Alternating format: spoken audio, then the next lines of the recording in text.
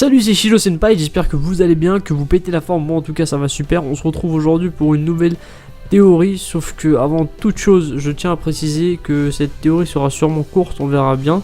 Toutes les choses que je vais dire dans cette vidéo sont des spéculations, ce qui veut dire que les théories ne sont pas forcément vraies, enfin ma théorie n'est pas forcément vraie. Pensez à laisser vos avis en commentaire, dites-moi ce que vous pensez du pouvoir de Ben Beckman. Je vais vous donner mon point de vue là-dessus, j'espère que vous êtes prêts, c'est parti. Ben Beckman est le bras droit hyper badass de Shanks, c'est un personnage qu'on a très peu vu. La première fois c'était au tout début de One Piece quand Shanks a sauvé Luffy de la noyade. Au tout début, Ben Beckman avait de longs cheveux noirs coiffés en queue de cheval, il garde toujours à portée de main un fusil.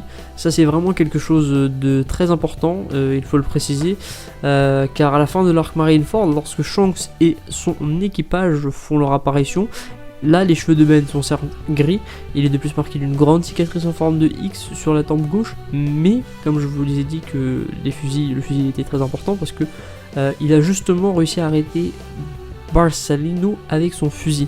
Il faudra justement se pencher sur son fusil, mais on va en revenir juste après. Avant tout, on va parler du nom Beckman. Beckman est un nom qui provient probablement du célèbre Johann Beckman. C'est un auteur scientifique allemand, le premier homme à avoir enseigné la technologie et à écrire sur ce sujet comme un sujet académique. Il a également révolutionné l'enseignement de la technologie et en plus de ça, il était un expert en invention scientifique. Cela crée un lien et fait un parallèle entre lui et lui, puisque Oda a stipulé dans un SBS que Ben était le personnage le plus intelligent que l'on ait rencontré durant East Blue. En plus, Ben semble être le plus calme et le plus sérieux de l'équipage de Shanks. Il semble réfléchi et ne réagit jamais par réflexe. Il donne l'impression de faire passer la logique avant ses sentiments. Il a l'air surtout très intelligent et calculateur, et je pense que c'est une part de sa personnalité, car, comme je vous l'ai dit, le nom de Beckman représente déjà un auteur scientifique, mais représente aussi un autre scientifique, plutôt un chimiste du nom de Arnold, et également un artiste du nom de Max plutôt. Maintenant on va parler de ses capacités et de son pouvoir. On a tous vu que par seulement une mise en joue, il a réussi à arrêter Borsalino, ce qui porte à croire qu'il peut utiliser le haki de l'armement et qu'il possède un haki très puissant. C'est même sûr et certain puisque c'est le second de Shanks et on peut supposer très facilement qu'il est à un niveau à peu près égal aux amiraux. Il faut avant tout analyser sa manière de combattre. Malgré le fait qu'on n'a pas vraiment vu beaucoup d'actions de sa part, on a très vite remarqué qu'il a un style de combat qui est vraiment propre à lui. Il combine son fusil avec ses compétences d'escrime et peut probablement influer son haki dans son fusil. Également donc le recouvrir de granit marin. Les balles peuvent détenir les mêmes capacités, je vous rappelle que Beckman est un inventeur, il peut donc être redoutable face aux Logia. De plus, sa maîtrise du haki et son style de combat unique font de lui un combattant extraordinaire, cela sans mentionner son intelligence qui fait de lui un maître en stratégie durant les combats. Il a aussi été associé à Shiryu de la pluie durant l'arc Marineford, cela prouve qu'il est capable de combattre les meilleurs escrimeurs avec son propre fusil. Ensuite, il y a quelque chose de vraiment important à dire, c'est que pourquoi est-ce que Kizaru n'a pas bougé? Parce que sérieusement, Kizaru est un Logia, donc à moins que Ben, comme je vous l'ai dit précédemment, ait des balles imbibées de haki et de granit marin, il pouvait tout simplement se déplacer à la vitesse de la lumière pour s'échapper ou pour l'attaquer. Cela aurait toujours été plus rapide que l'attaque de Ben, mais il ne l'a pas fait. Et cela a eu pour conséquence justement de départager les gens en deux points de vue. Certains disent que Kizaru était en train de se moquer de Beckman, d'autres pensent qu'il s'est tout simplement chié dessus tellement que Ben était puissant.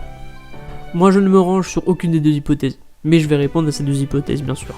La première hypothèse elle peut paraître cohérente parce qu'on a vu que Kizaru a attaqué le navire de Law pour buter Luffy.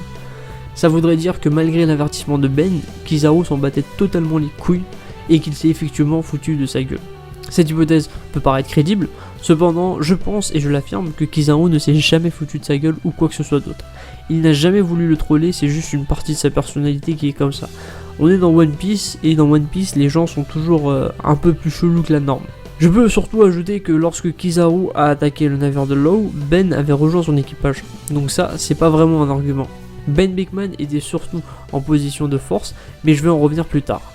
Concernant la deuxième hypothèse qui dit que Kizaru a eu peur de Beckman, Bah, je peux dire tout de suite que cette hypothèse est fausse à mes yeux. Kizaru a sauté sans hésiter contre Barbe Blanche, il a bien porté ses couilles et est allé affronter l'homme le plus fort du monde. Alors vous pensez qu'un type qui porte le nom d'un scientifique peut tout simplement réussir à le faire flipper? Mais après, peut-être que Beckman a un fruit du démon. Le mec, à peine son équipage arrivé, qu'il était assis dans le plus grand des calmes sur le mât d'un bateau. Soit il a utilisé le Skywalk, la technique de Sanji, soit il a un fruit du démon qui lui permet de se téléporter. C'est peut-être pour ça que l'équipage de Shanks qui était censé se trouver dans le Nouveau Monde a réussi à venir en si peu de temps à Marineford. En plus de ça, Kizaru est un amiral, je pense qu'il doit facilement sentir la présence de ses adversaires à proximité de lui. Mais après, un fruit du démon qui permet les téléportations, c'est peu probable dans l'univers de One Piece, j'en suis pas très convaincu. Mais il y a un autre fruit qui est très probable, celui de pouvoir décupler la vitesse de n'importe quel objet. En effet, un fruit qui est à peu près similaire à celui de Foxy, sauf que là c'est un fruit qui permet d'accélérer la vitesse d'un objet ou de personnes en particulier sans avoir d'impact sur le temps. Et en plus de ça, cela peut justifier leur surprenante arrivée à Marineford alors qu'ils étaient censés combattre Kaido. Imaginez-vous la puissance de ce fruit éveillé avec un Haki extrêmement développé, ça peut être franchement très terrifiant. Enfin bref, pour conclure, je peux vous dire que Ben Beckman est forcément quelqu'un de très puissant. Il doit avoir une maîtrise du Haki qui s'approche de la perfection. Et si son fruit du démon, s'il a le fruit du démon dont je vous ai parlé, le deuxième, ça peut encore être vraiment encore plus cool. Et on verra bien de toute façon. C'est quand même le bras droit d'un Yonko, donc il doit vraiment être vraiment super fort. Et c'est même largement possible. Voilà, la vidéo touche à sa fin, j'espère qu'elle vous a plu, que vous avez passé un bon moment. Si c'est le cas, laissez un like, ça fait super plaisir, je viens à peine de me lancer sur YouTube.